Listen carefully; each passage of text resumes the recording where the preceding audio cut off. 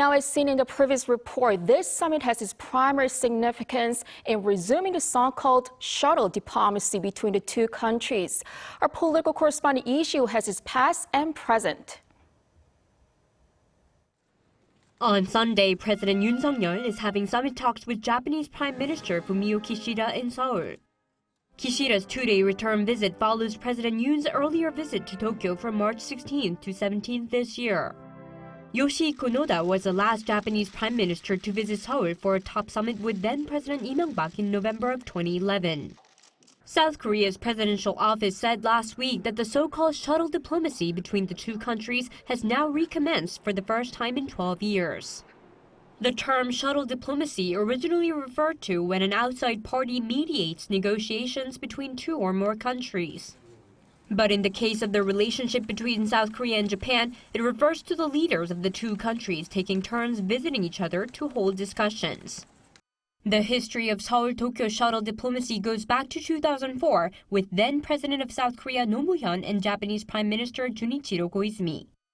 But the exchanges stopped when a year later, Koizumi paid a visit to the controversial Yasukuni War Shrine, honoring the country's war dead, including 14 Class A war criminals. With the beginning of the Lee Myung-bak administration in 2008, exchange visits and talks resumed only to halt once again over certain issues such as the so-called comfort woman and disputes over Dokdo Island. Then President Yoon Suk Yeol, who came into office in 2022, emphasized the need for cooperation with Japan.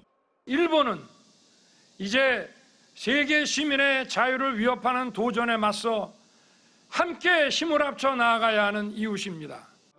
In March of this year, the South Korean government announced a plan to compensate the victims of Japan's wartime forced labor through funds procured domestically in the country.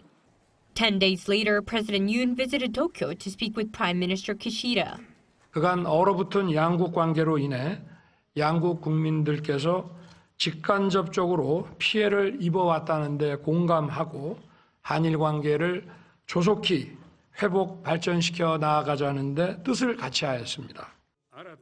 I agreed with President Yoon Suk Yeol to resume shuttle diplomacy, to make frequent exchange visits free of restrictions and formality, and to open a new chapter in bilateral relations.